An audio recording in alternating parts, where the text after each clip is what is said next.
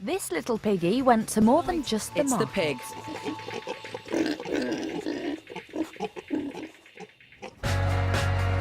We love pigs in this country. Well, we love eating them. In fact, we eat 20 million of them a year.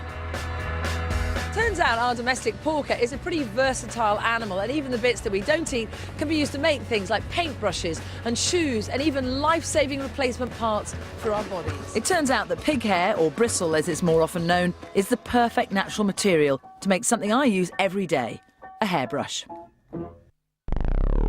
Follow the hair onto the next stage of its journey into a hairbrush, as hard as that is to imagine right now. The last hair processing plant in this country closed over 40 years ago. So I'm going to have to prepare these bristles ready for a hairbrush myself.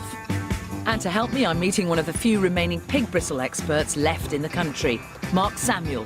Where else but in the hairdressers? Hello, Mark.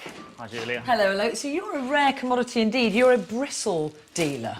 I am a bristle dealer, or have been a bristle dealer for 30 years. But there aren't very many of you left in the country, are there? Well, unfortunately, the whole of this trade has moved to China. OK, well, I have brought you, then, some rare British boar bristle, and it is quite literally hot off the hog. Hopefully, we can turn this wild boar bristle into a finished hairbrush. Something like that? Something like that. So, first of all, we have to take this filthy mess and clean it. Shampoo and set, sir? Shampoo and set would do nicely. Let's go.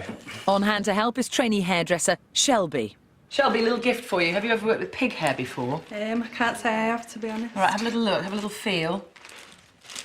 Oh, that's mean. Here, look, have a feel. Oh, it's got skin in it. If we were in a bristle dressing factory in China, Yep. we'd obviously have machinery to remove all the dirt from the bristle. Unfortunately, we're just armed with a comb and some water and shampoo.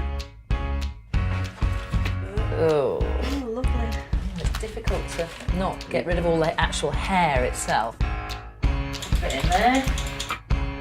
See, it's looking much better already. It is. Oh, look at that big bit of skin. That's gross.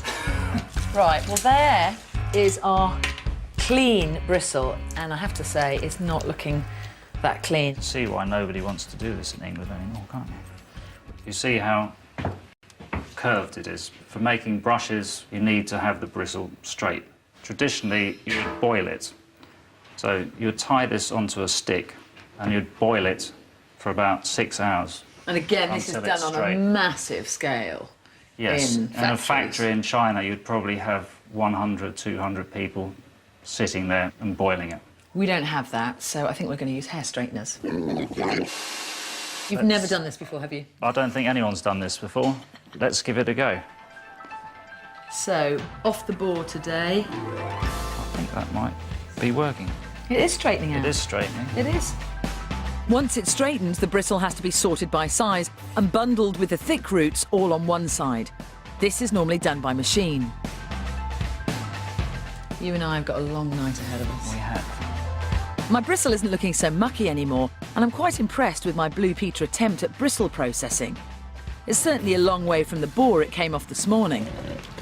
So we take out different sections for different uses.